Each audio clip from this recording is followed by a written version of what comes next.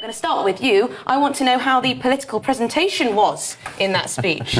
Well, it was careful, calculated, worthy, and somewhat plodding. Definitely an adrenaline-free zone. He clearly had swallowed a dictionary of political cliches, and I loved the phrase unencumbered by doctrine. Yes. Let's see whether he can actually carry that through when he starts putting on VAT on private school fees. So it was largely to be expected and nothing very exciting. Yes, interesting. That's what stuck out to me too, that I think it was unburdened by doctrine. Ah, yes. But, you know, same thing.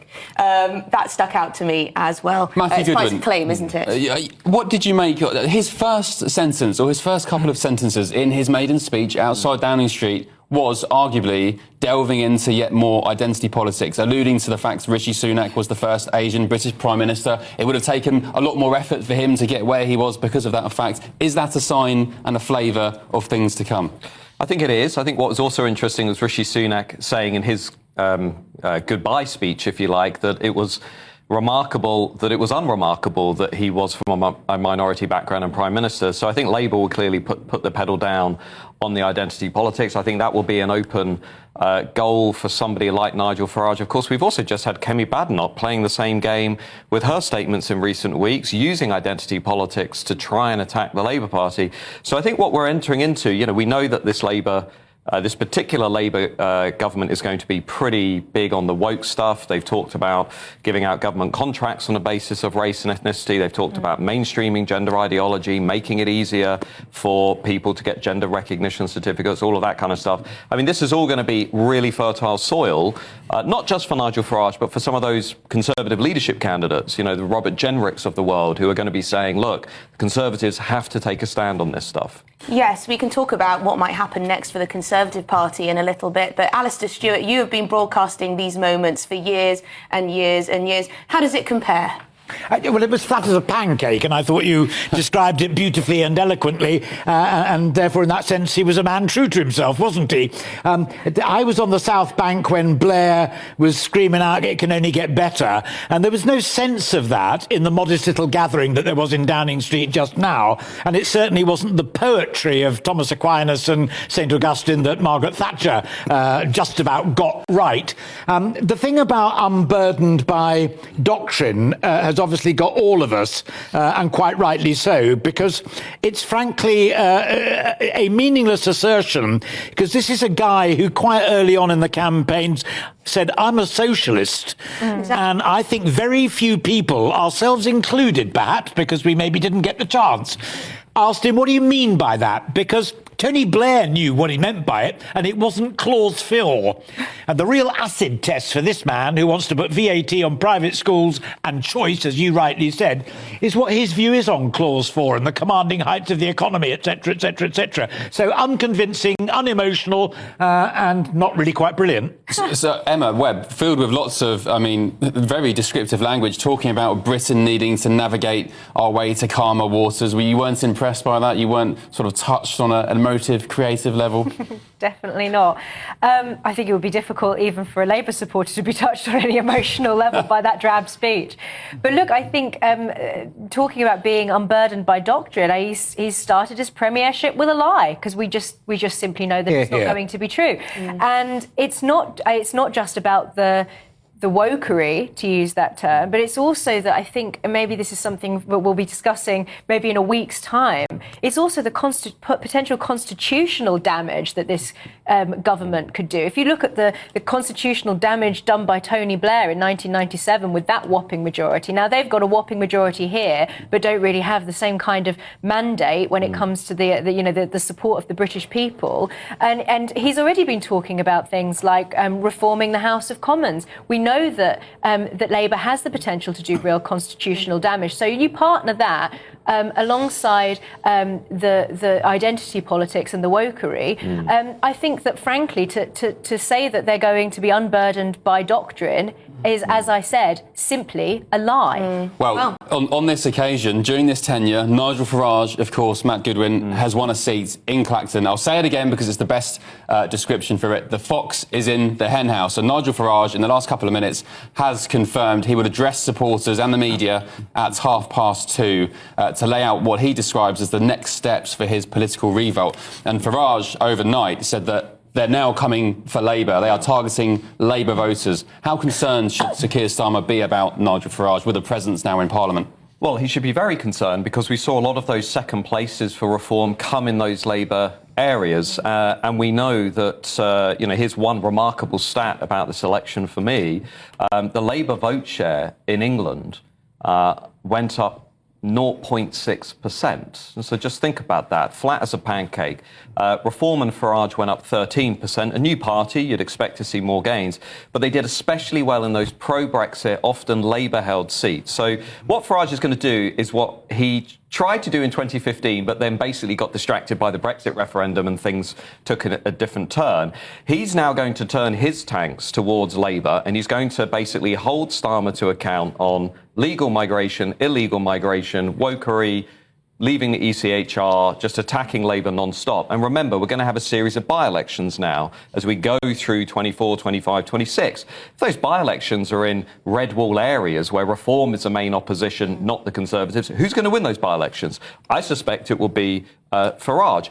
And watch on migration too. To be frank, we know Labour's plan on migration isn't going to work. Nobody thinks they're going to stop the small boats. That will help Farage too. So this is the opening of a second flank for that Reform Party. That statistic on vote share is extraordinary, really. The Labour vote share has increased so very, very, very slightly. It's not only that, Emily. It's not only up 0.6% in England, they're down 4 points in Wales. If you take away London and the big cities, they'll be down across Quite England. incredible. What happened then? They surged in Scotland. That's what saved Keir Starmer and the Labour Party, basically. They surged in Scotland. So he's not won over non-London England, right? So I completely agree with Emma.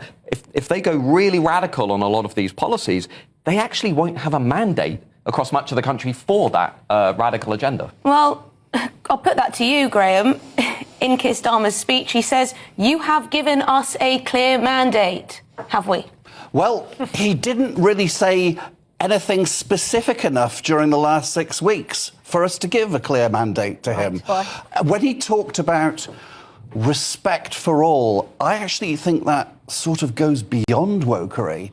To me, it sounds like respect will be compulsory. Regardless of what you get in return. Yes, That's a very interesting take. Yes, indeed. There'll be lots and lots of shades of dark grey. And actually, I think that ties into the point when he says that they're going to be unburdened by doctrine. I think the really dangerous and insidious thing is that either they're not aware that they are so dogmatic, or they're trying to rebrand their radical form of identity politics as simply being respect, which is exactly what he's done when he's framed his comments about gender. Very smart, Emma. Alastair?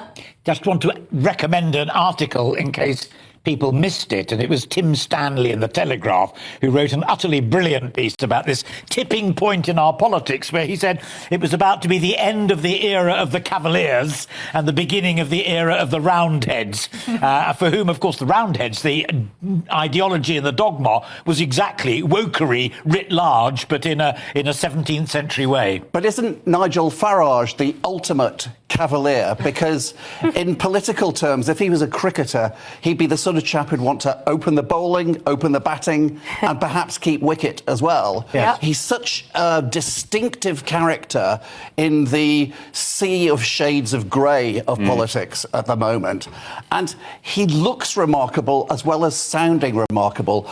I've never seen anybody have a smile about a yard wide before, and he has such a lot of enthusiasm for what he says all the time. Just briefly, can I just put the counter to the Reform argument? Because a lot of challenges are going to suddenly creep up on Nigel Farage.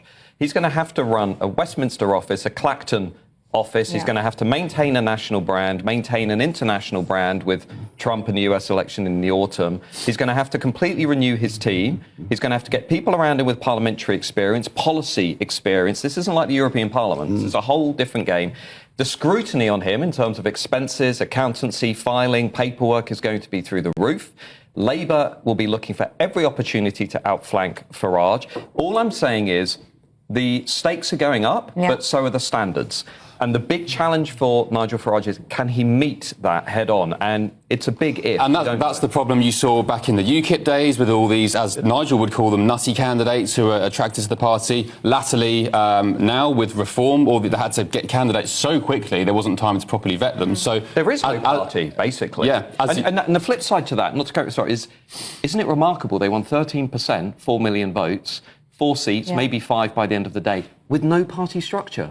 They had no serious money or manpower. It's quite incredible, but perhaps, Alastair, you can shed some light on this one. Our electoral system in question with some of these, the shares of the vote compared to the number of seats. I know this seems to happen every general election. Sure, We question it's a hardy perennial. It's just the fascinating thing is who jumps on board that particular bandwagon, and Nigel and Reform UK have jumped upon it. I mean, arithmetically, it's a statement of the blindingly obvious, but over many, many years, far greater brains than mine have wrestled with a system that might be acceptable to most people to get a more proportionate form of voting right across the United Kingdom, and it's been about as successful as reform of the House of Lords, i.e. zero. They haven't found one that they can agree on. Over 4 million votes for the Reform Party, 4 seats, Emma. But it actually proves that you can win seats with first past the post. Yes.